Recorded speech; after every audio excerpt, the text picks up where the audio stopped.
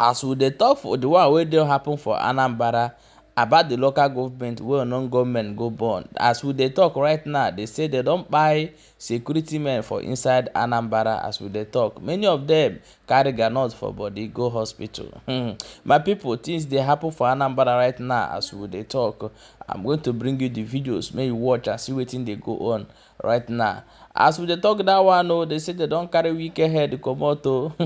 Wike status wey dey put for Rivers State. Rivers State say they no need Wike again, make near Rivers State. The little hit lamb Nnamdi Kanu tell am say he go dey that office and come back with shame. Port Harcourt, Rivers State, the people go hate am. E don dey happen o. My people, things are really happening. As that one dey happen o, they say that Nigerian army don come outside o. E come talk say na court go decide wetin go happen for Nnamdi Kanu. Say they no get hand for inside. My people, I go play this video. Please share and subscribe to this channel so that or you go to get the information wey we dey drop back to back as e dey hot. Turn your notification bell o for inside YouTube o. For Facebook, we dey there. Make sure say you dey follow this page so that you no go dey miss our update. I'm going to show you video of wetin happen for Anambra today as the government they go buy some security men for inside that place. If I am a I send the platform the new security. Yeah, then it happens na side the buy yourself. Na be kuna buy na hotel over there go sell. Yeah, one then never. For the general teaching also to a lot of people never them bought to gas. Then put aside I'm walk about Shiruka one guy which you got to go now security about we about Baka stay anyhow. So I have a hotel bodega by it ended just sports ever on then on Abo Uloza on then on a room gas one day do free. Then on a room one day do free. Then I got see name everyone have meeting and they just transport now with no zero. I'm back as a year when you keep us about to you. Then I got so I'm like Tata. The Gulen Naya, a year of night, a year of night, which I don't know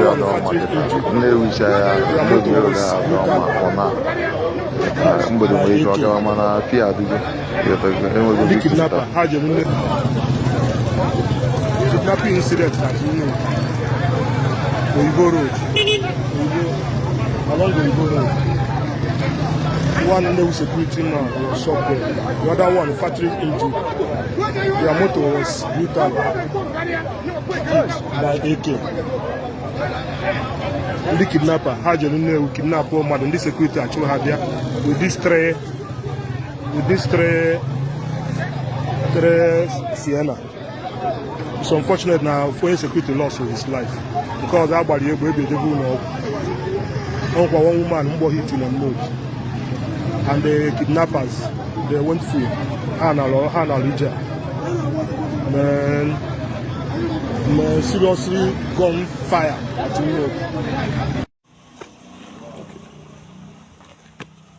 road. Yes. If the security committee can remove, only na football, Chibok is on. Abatin no. Only can supervisor for security if the body. Yemen not to akata abunam. I seen my hall. None after the new care farm. So I wear foam, motor, the bandage you could you speak, see you care farm from St. Teresa. So I'm one face to face. You can one in a kitchen. So nothing you have motor. I don't want any machine. You have motor, a banda. No, I want to have all this speed there. Neza will hefty guys on the motor. So when you put here and a motor cause one black Jeep, Land Cruiser, but when you wear usable. So what do we point table, Baba. So we are a messy, or just two melamala. I want Baboso, but I'm what to Zilim, Asokonam, Nabaja, water Asokoeba, Tokuanike. So we only bleeding of more of ma.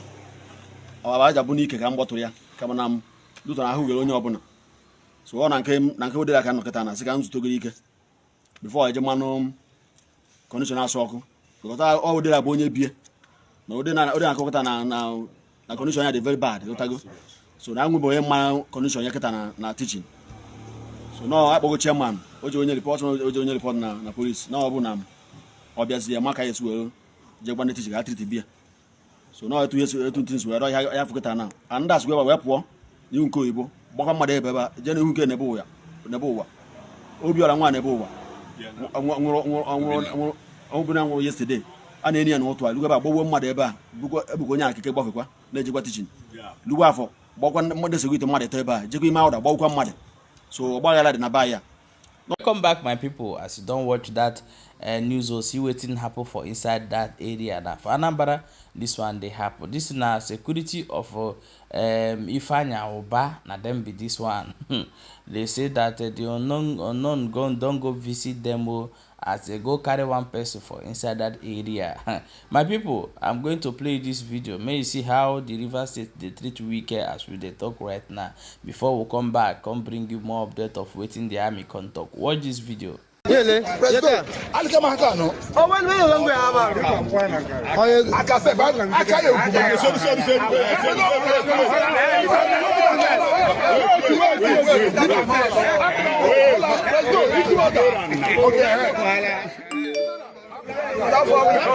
somebody say something before